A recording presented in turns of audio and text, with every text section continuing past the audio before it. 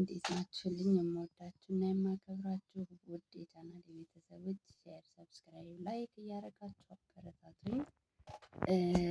እንግዲህ የብዙ ሰው ጥያቄ ወይም ደግሞ የብዙ ሰው የጭንቅላት የአእምሮ ጥያቄ ለምን አላመሰግንም?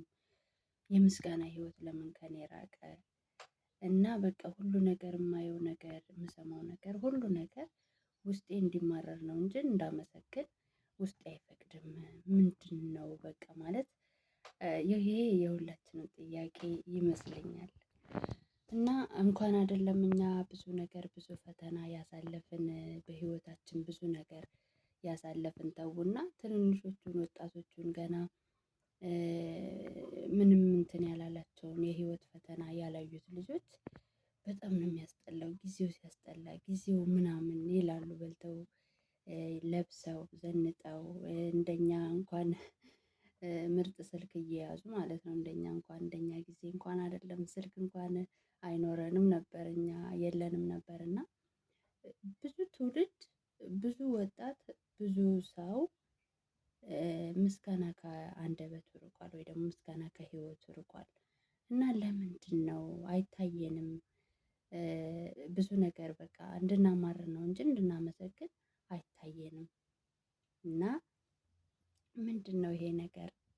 እኔም በራሴ ሳስበው እና የብዙ ሰው ጥያቄ ነው። እኔ ልጄ ጠዋት ስልክ እያወራኋት በቃ ሁሉ ነገር ህይወት ያስጠላል አለችኝ። እና አንዳንድ ጊዜ ሰው በመከራ ውስጥ አልፎ መከራው ያሰለቸው ሰው እንደዛ ሊል ይችላል። እና እኔ ወጣቶች ደግሞ በአሁን ጊዜ ምን ሆነው እንደሆነ ባላቅም እንደዛ አይነት ተስፋ የቆረጠ አንዱንም ገና ሳያዩት ብዙ ወጣት ተስፋ ቆርጧልና እኔ ምንድን ነው ያልኳት? እግዚአብሔርን ለማመስገን ያለንን ነገር መቁጠር ግዴታ ነው። የሌለው ነገር ብዙ ሊሆን ይችላል። እሱ ግን ብዙም የሚያስጨንቅ ነገር አይደለም። የሰው ልጅ በልቶ ጠጥቶ ለብሶ ካደረ ብዙ አይደለም። እና እግዚአብሔርን ለማመስገን በይ ነጠላሽን ልበሽና ቤተ ክርስቲያን ሂጂ ነው ያልኳት ማለት ነው። እውነት እና ነጠላሽን ለበስ አድርገሽ ቤተ ክርስቲያን ደጅ ላይ ሂጂ።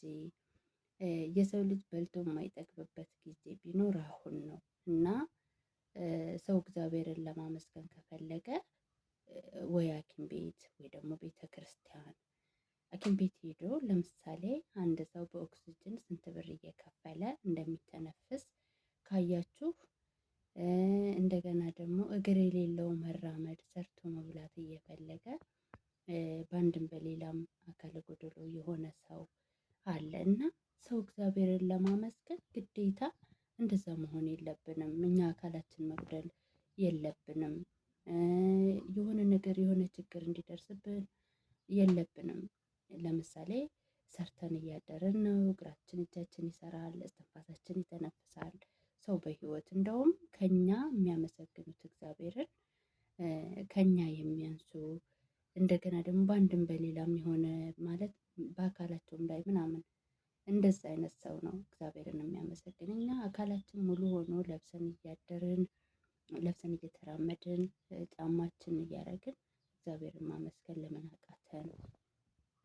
መጽሐፍ ቅዱስ ላይ ላለው ይጨመርለታል ይላል። እና ላለው ይጨመርለታል ማለት ሰው በህይወቱ የሚያማርረው ነገር ካለ ወይ ደግሞ የሆነ በቃ ህይወቱ ምርርርር የሚል ከሆነ ላለው ይጨመርለታል ማለት የምታማርሩበት ነገር ካለ የምናማርርበት ነገር ነው የሚጨመርልን።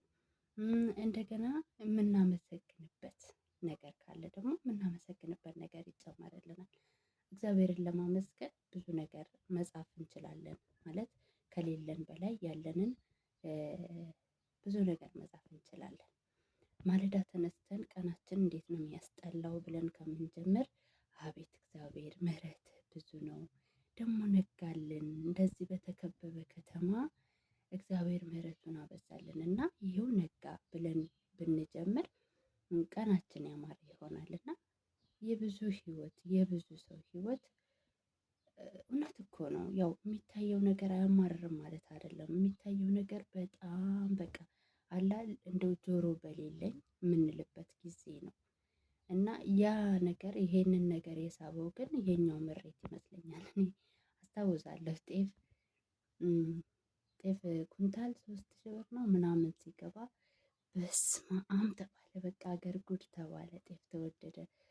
የሆነ ነገር ዘይት ምናምን ሲጨምር እረ በቃ ምን ልንሆን ነው እያልን ነበረ በደህናው ጊዜ እና ይሄው እንግዲህ 10 ሺህ ብር 11 ሺህ ብር 10 ምናምን ሺህ ብር እየገባ ነው እና ከዚህም ሊብስ ይችላል። ግን እግዚአብሔር ኃላፊነቱን ወስዶ ነው ሰውን የፈጠረው እና 1 ሺህ ብርም ሆነ 10 ሺህ ብርም ሆነ የሰው ልጅ ሳይበላ አያድርም። እና እግዚአብሔርን ማመስገን ትልቅ ነገር ነው። የፈጠረንን ስለተውን ነው መሰለኝ የጭንቅ መከራ ብዙ ነገር የበዛብን ማለት ነው በህይወታችን እና የሰራነው ነገር አይባረክልንም። ሰው ከእግዚአብሔር ጋር መንገዱን ካላስተካከለ ከእግዚአብሔር ጋር መንገዳችንን ካላስተካከል ያለንን ነገር ራሱ ስንበላው የሚጣፍጠን አይመስለኝም። ለምን ያለ እግዚአብሔር ፈቃድ ተድላን የሚያይ የለም። በህይወት ውስጥ ብዙ ደስታ እንዲመጣ የሰው ልጅ መፈለግ ያለበት መጀመሪያ አምላኩን ነው። መጀመሪያ በቃ የህይወታችን የመጀመሪያው የደስታ ምንጭ የልባችን የደስታ ምንጭ እግዚአብሔር ነው። ሰው ከእግዚአብሔር ከተለየ ያለው ወርቅም ያለው ሀብትም ያለው ምናምን ቢለብስም በቃ ምንም አያረካንም ማለት ነው። አያረካንም። የእውነት ሰው ከእግዚአብሔር ጋር ሰላም ከሆነ ግን አለ አይደለ በቃ ውስጣችሁ ምንም ሳታውቁት ራሱ ምንድን ነው የሚያስደስተኝ እኔ ብዬ አውቃለሁ። የእውነት ማለት በቃ አለ አይደለ እኔ በስደት ላይ በጣም ብዙ ነገር አይቻለሁ። የብዙዎቻችን ታሪክ ነው። ስደት ላይ ለፍተን የሆነ ነገር ሳይኖረን የሆነ በቃ የሚሰማን ስሜት አለ እና እሱ በህይወት እያለ ድካም እያለ የሆነ አንዳንዴ ህመም እያለ ልቤ ውስጥ ግን የሚፈሰው ሌላ ነው። እውነቴን ነው። በቃ እግዚአብሔር የሆነ የሚያስደስት ነገር ልቤ ውስጥ ፍስስ ሲል ምንድን ነው የሚያስደስተኝ ዛሬ ምን አግኝቼ ነው ምናምን እላለሁኝ። እና እኔ በህይወቴ በነገራችን ላይ በህይወቴ እንደ ማማረር የምጠላው ነገር የለም። ማማረር አልወድም። የእውነት የሆነ ነገር በቃ በጣም ብዙ ነገር ሊጠፋ ይችላል። አለ አይደለ ዛሬ የተበላሸው ነገር ድጋሚ ነገ አይሰራም ማለት አይደለም። ይሰራል በቃ አምናለሁ። የተበላሸ ነገር እግዚአብሔር ካለ ነገ ይመጣልና እማልወደው በህይወቴ ምሬት ነው። በቃ የሆነ በሆነው ባልሆነው ምርር ማለት አልወድም። እግዚአብሔርም አይወድም። ላለው ይጨመርለታል ማለት እግዚአብሔር የሚያስደስተንን ነገር ከእግዚአብሔር እንደምንቀበል ተስፋ አድርገን መጸለይ፣ ከዛም በኋላ ከእግዚአብሔር ጋር ያለንን መንገድ ማስተካከል። እግዚአብሔር መልካም ነው። በመከራ ዘመን መሸሸጊያ ነው። በእሱ የሚታመኑትን እሱ ያውቃቸዋል። ስለዚህ የምንታመንበት እግዚአብሔር እስካለ የፈጠረን እሱ እንደሆነ ብዙዎቻችን ኢትዮጵያኖች እናውቃለን። ያው ማለት የፈጠረን እግዚአብሔር እንደሆነ ሁሉም ሰው ያውቃልና ደስተኛ ለመሆን ሰው ከእግዚአብሔር ጋር መንገዱን ማስተካከል አለበት ብዬ አስባለሁ። ለማመስገን ምን እናደርግ? ከእግዚአብሔር ጋር መስማማት አለብን አንደኛው። ሁለተኛ ደግሞ መንገዱን ማወቅ አለብን፣ መጸለይ አለብን።